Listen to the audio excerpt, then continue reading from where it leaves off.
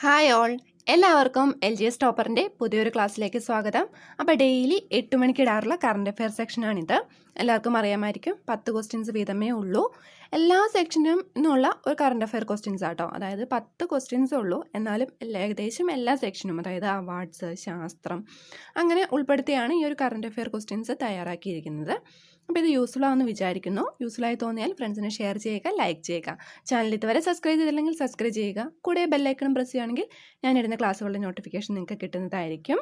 നമ്മൾ Kerala 10th level preliminary exam syllabus പ്രകാരമുള്ള ക്ലാസ്സുകളും ചാനലിൽ അപ്ലോഡ് ചെയ്യുന്നുണ്ട്. എല്ലാവരും കാണുന്നുണ്ടെന്ന് പ്രതീക്ഷിക്കുന്നു കേട്ടോ. എല്ലാവരുടെയും ഫീഡ്ബാക്ക് അറിയിക്കണം. അപ്പോൾ വീഡിയോ യൂസ്ഫുൾ ആയി തോന്നിയാൽ ലൈക്ക് ചെയ്യുക, ഷെയർ ചെയ്യുക. അപ്പോൾ നമുക്ക് ക്ലാസ്സിലേക്ക് പോകാം. ആദ്യത്തെ ചോദ്യം ഇതാണ്: ഉത്തർപ്രദേശിലെ മുഗൾ സാരായി റെയിൽവേ സ്റ്റേഷന്റെ പുതിയ പേര്. ഉത്തരം: ദീൻ ദയാൽ ഉപാധ്യ ജംഗ്ഷൻ. ഓക്കെ, ഉത്തർപ്രദേശിലെ മുഗൾ സാരായി റെയിൽവേ സ്റ്റേഷന്റെ പുതിയ പേര് ദീൻ ദയാൽ ഉപാധ്യ ജംഗ്ഷൻ. ഓക്കെ. രണ്ടാമത്തെ ചോദ്യം: കോവിഡ് പശ്ചാത്തലത്തിൽ വിദ്യാർത്ഥികൾക്കും അധ്യാപകർക്കും മാനസിക പിന്തുണ നൽകുന്നതിനായി കേന്ദ്ര സർക്കാർ ആരംഭിച്ച പദ്ധതി മനോദർപ്പൺ. കോവിഡ് പശ്ചാത്തലത്തിൽ വിദ്യാർത്ഥികൾക്കും അധ്യാപകർക്കും മാനസിക പിന്തുണ നൽകുന്നതിന്റെ ഭാഗമായി കേന്ദ്ര സർക്കാർ ആരംഭിച്ച പദ്ധതി ഏതാണ്? മനോദർപ്പൺ. മൂന്നാമത്തെ ചോദ്യം: നിലവിലെ Kerala public service commission chairman ആരാണ്? ഉത്തരം: MK സക്കീർ. നിലവിലെ Kerala public service commission chairman ആരാണ്? MK സക്കീർ. നമ്മൾ ഇതിനു മുമ്പ് UPSC ചെയർമാൻ ആരാന്ന് പഠിച്ചിരുന്നു. അപ്പോൾ അത് അറിയാവുന്നവർ കമന്റ് ചെയ്യാൻ മറക്കരുത് കേട്ടോ.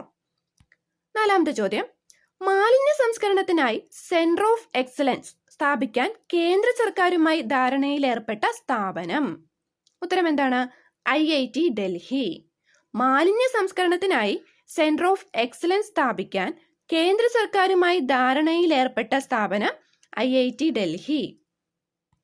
അടുത്ത ചോദ്യം: അടുത്തിടെ മെട്രോകളിലും ബസ്സുകളിലും സ്ത്രീകൾക്ക് സൗജന്യ യാത്ര പ്രഖ്യാപിച്ചത് എവിടെയാണ്?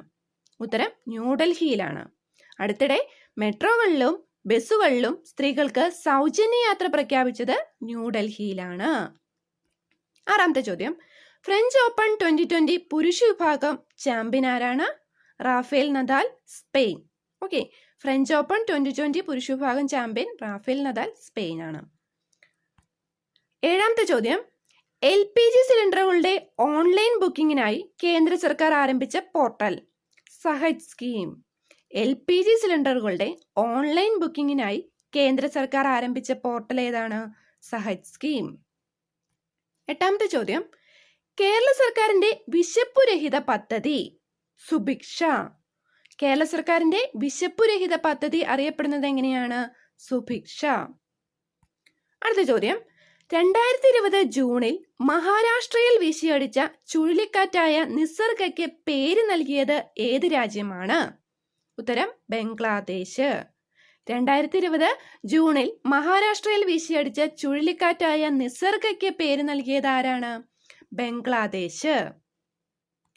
ലാസ്റ്റ് ചോദ്യമാണ്: കോവിഡിന് ശേഷം ഇന്ത്യയിൽ സുരക്ഷിതമായ റെയിൽവേ യാത്ര നടത്തുന്നതിനായി ഇന്ത്യൻ റെയിൽവേ വികസിപ്പിച്ച പുതിയ railway coach post Covid coach. Okay, കോവിഡിന് ശേഷം ഇന്ത്യയിൽ സുരക്ഷിതമായ റെയിൽവേ യാത്ര നടത്തുന്നതിനായി ഇന്ത്യൻ റെയിൽവേ വികസിപ്പിച്ച പുതിയ റെയിൽവേ കോച്ച് എന്താണ് അറിയപ്പെടുന്നത്? Post Covid coach. 10 questions complete ചെയ്തു. നമ്മൾ ഡെയിലി 10 ക്വസ്റ്റ്യൻസ് വീതിടാറുണ്ട്. ഞാൻ എല്ലാ ക്ലാസ്സിലും പറയുന്നത് പോലെ നിങ്ങളത് എഴുതി വയ്ക്കാൻ പ്രത്യേകം ശ്രദ്ധിക്കുക. എന്നിട്ട് ഒരു വീക്ക് കൂടുമ്പോൾ അല്ലെങ്കിൽ 2-3 ദിവസം കൂടുമ്പോൾ റിവൈസ് ചെയ്യുക കേട്ടോ.